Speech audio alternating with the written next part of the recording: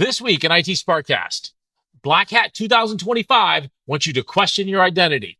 A new report says your password sucks.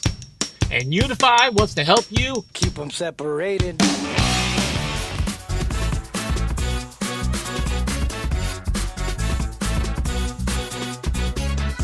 Greetings and welcome to IT SPARC Cast News Bytes. I'm your host, John Barker.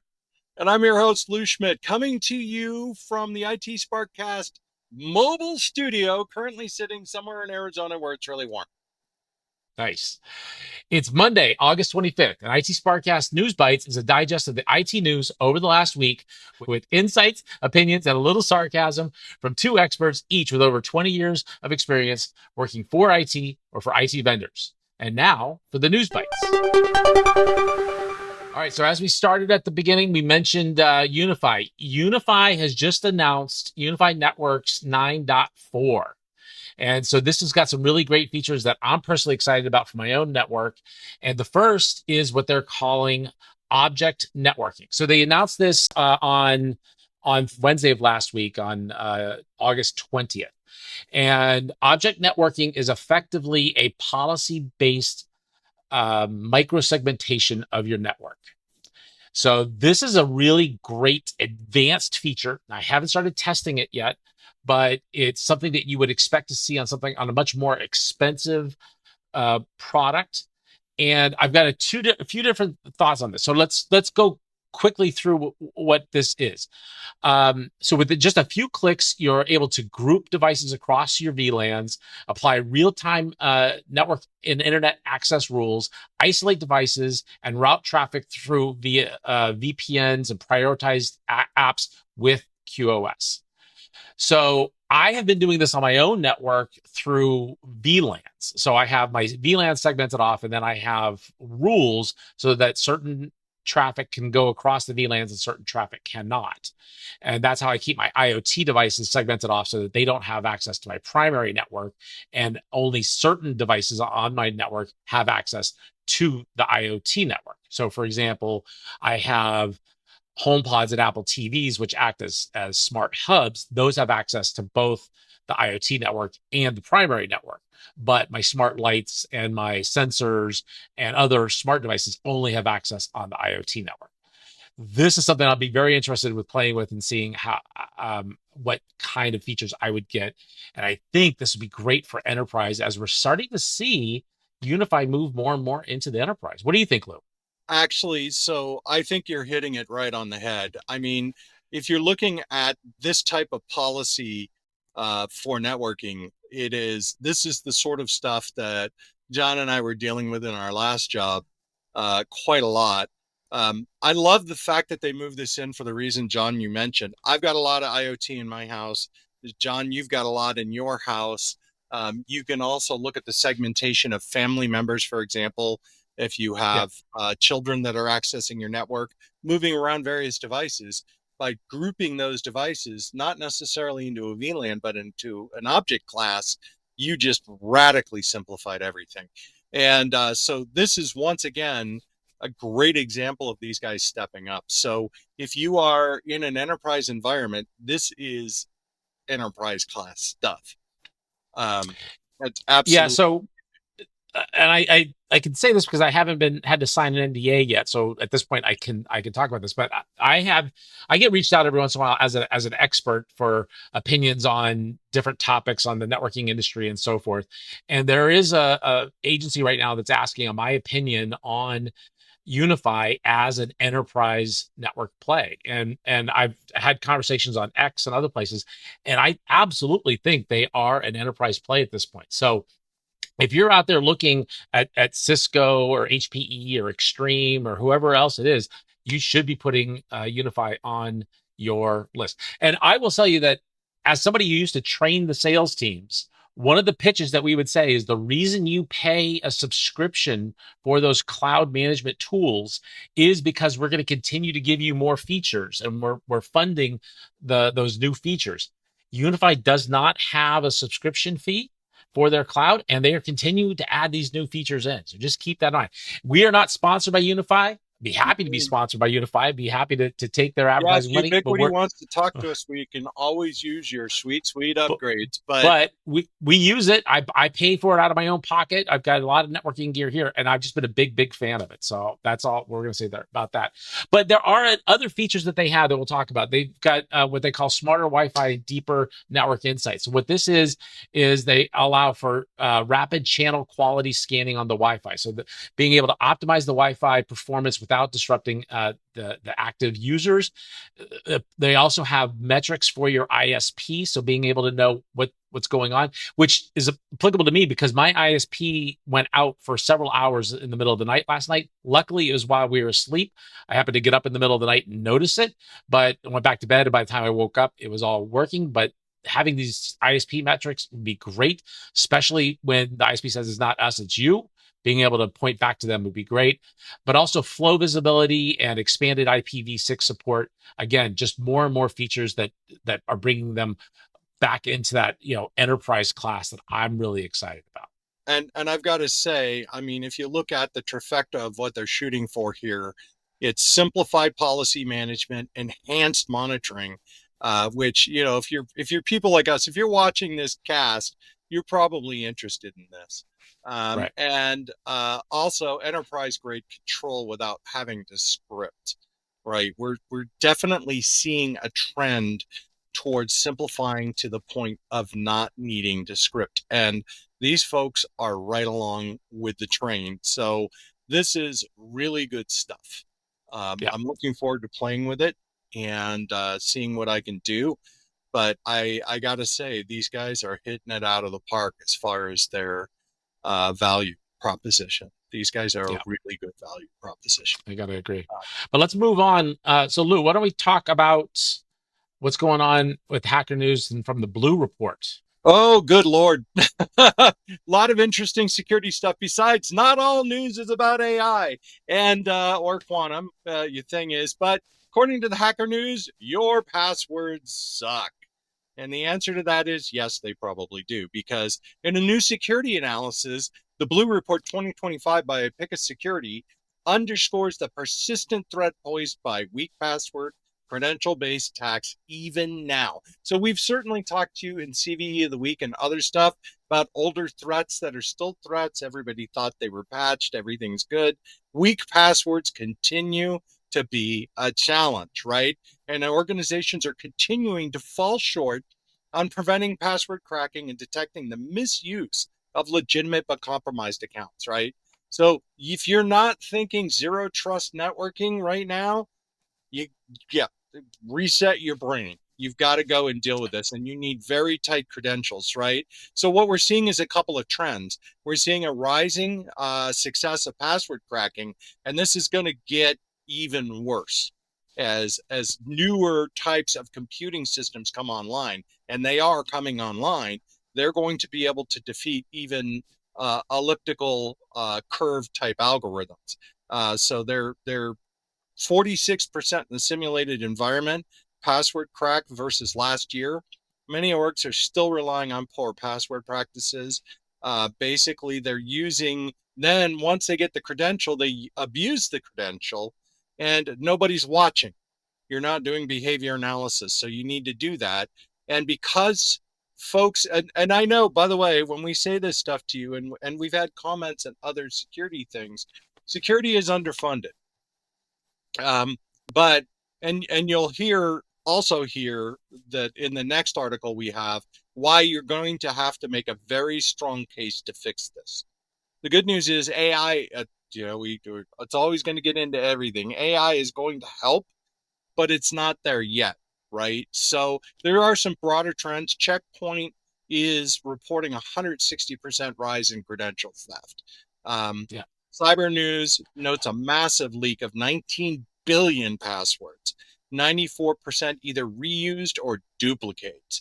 Cloudflare is finding 41% of successful logons they observed previously leaked or compromised credentials. Folks, it's out there.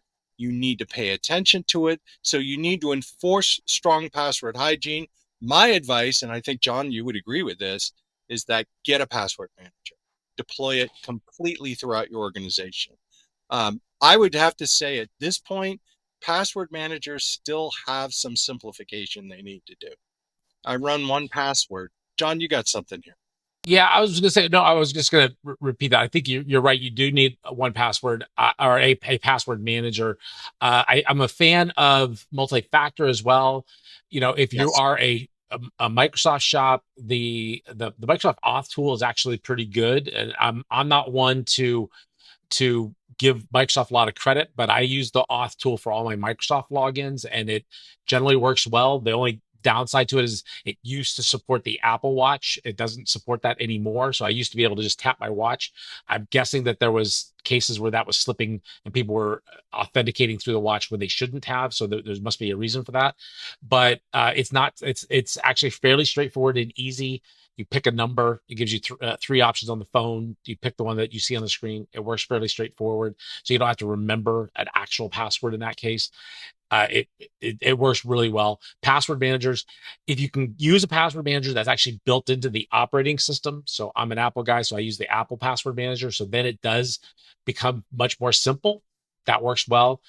The one of the biggest benefits to a password manager in my mind is if it's a phishing attack and you're on the wrong site, it's not going to fill in the password for you. That's what I actually find is really useful there. The other thing is that AI is going to help. AI is also going to be part of the problem. These hackers are going to be using agents and tools that are just going to be finding new flaws. They're going to be working on their behalf. So this is a war of escalation, right? So we're just going to have to keep coming up with new tools to just keep combating what the hackers are coming up with. So just keep that in mind. We have to stay diligent. We can never sit back and feel like, okay, I can take a breath now. Nope. We as IT professionals have to be right 100% of the time, and the hackers only have to be right once. We've heard that kind of phrase when it comes to lots of different types of criminal activity, and it's true here. And that's just the way we have to think about it. Well, and let's dive a little deeper on this because we've got some news on identity and data security at Black Hat 2025. John, why don't you take us through that? Yeah, so Black Hat just wrapped up, and so a lot of interesting things came out of that. But the net came was that they really did focus on identity management, and there was a lot of things that came out of that. And the message to anybody in IT is you need to be focusing on identity management. And in my mind, that really focuses on that zero trust identity management. And if you don't have a strong identity management and zero trust identity management plan, then you're falling behind, and you're going to find yourself in a situation where you're going to be breached. You're going to be in a situation where maybe your name's not going to be in the paper, depending on the size of your organization, but you're going to find that you're going to be called to the carpet and explained why you were breached. And if it's because you weren't funded, then again, like we talked about last week, make sure that you put in writing why, what the ramifications are of you not getting your funding. So if the CFO is saying, well, we can't afford what you're asking for, then your response needs to be, if we don't have these security tools, the risk is that we could get a breach and this kind of data could be lost. We could be held for ransomware, and that could cost X number of millions of dollars. I just want to make sure you're aware of that and that you're signing off on that risk because I've warned you of that. And And, that's what the net of what came out of Black Hat was. as they say, as the man once said, where do I go to get my reputation back? Right? Correct. That is absolutely nasty. So, what are some of the examples of stuff they were seeing? So one of the things they were talking about is needing to secure agentic AI. So the newest hottest trend is that agentic AI, and what we can't allow is just for the wild west of having a truckload of agents running around. And so we're seeing vendors like Okta, Token Security, and Descope releasing new capabilities for identifying those agents and allowing them to run securely so that they aren't just open and running without any kind of throttle to make sure that they are they're untethered, if you will. We're also seeing a lot of identity verification when it comes to images and deep fakes. So a lot of verification tools. So for example, a lot of the image tools out there. So if you look at ChatGPT and X and others, have backed off on a lot of the limitations that they've put on that they had previous. So you can actually make images of celebrities and of you can send up a picture of somebody and have it change the context of them. And so that's a gray area now. So you could take a picture and say, hey, this is me, even if it's not, put me in this scenario. And those scenarios can be more or less questionable as what those scenarios are. And then there are other tools that are out there that are you know even less restricted, and you can put people in scenarios that are truly pornographic. And because of that, or it may be not pornographic, but maybe in a situation that would be violating a law. So I could make a video or an image of Lou doing something that would violate a law, and therefore I could potentially use that as evidence against Lou in a court case. So Now, there's tools out there now to help detect those deep fakes, and that's going to become there's a important as these very are getting better and better, as we're seeing. there's a very interesting side note on that. So as we know, if you guys are paying attention, it's phone launch season, and I just ordered my latest phone upgrade, Pixel 10 Pro, and it is the first phone to contain an authentication system inside the camera to verify it's a real image. And I think Leica was the only other camera vendor who's implemented this so far. I won't be surprised to see Apple implement this in the next iPhone, but there are some measures are absolutely being made to combat this challenge. Yeah. And you're going to see more of that. But Black Hat is right in there. What about identity verification? Yeah, so that's going to be the next one. So we saw a number of vendors. We're talking about Sierra, Concentric AI, Bedrock Security, Big ID, Microsoft Security, which is spelled with an I at the end, and Zscaler are all releasing a bunch of different data security packages around AI, and these fall under the DSPM, which is Data Security Posture Management, DLP, which is Data Loss Prevention, and Insider Risk Management tools. So this is all around protecting your data, and especially when it comes to those AI tools that we mentioned before that are going to be coming after your data. So this is helping track the use of AI systems uh, in your environment, and how AI tools might be used to penetrate your environment. And again, this is like the new wave of attacks that will be coming both from inside and from without, and that's what these companies are going to be working on. And I know that you guys are tired of hearing the word quantum, but it is absolutely coming. And It is. so, it seems to me that there was also some action around certificate lifecycle management and this whole post-quantum world that we expect to be in, which is going to require radically improved certificates and other stuff. So, did that come up at all? It did, and so it was really just about at that level. So it needs to be that we need to be thinking about that, and we have seen almost every security vendor out there start talking about post quantum world and getting their gear ready for it. And almost every security vendor out there, that's Cisco, it's Microsoft, it's Palo Alto, it's others, have announced that they have factored in quantum into their current offerings, so that once we start seeing qubits at a level that makes sense and are able to start cracking our current levels of security, that they are ready for it. And this is just that next level that we need to be thinking about it. And I know that I've actually gotten feedback from some people that are starting to get tired of hearing about this. They think it's a far future thing, and I'm really saying it's not. I think that we're going to see something Nope. potentially in the next 12 months where we're seeing a large number of qubits that can be applied to the cracking of passwords, and that what we consider secure today won't be. And then you apply a level of AI automation on top of that, and I think the world that we know it today of security could vaporize if we're not prepared for it. I don't think so. Another feedback point to our audience here is that product managers don't waste their time on things that can't potentially make money. And we Right. are now in the point where product managers are paying attention to this.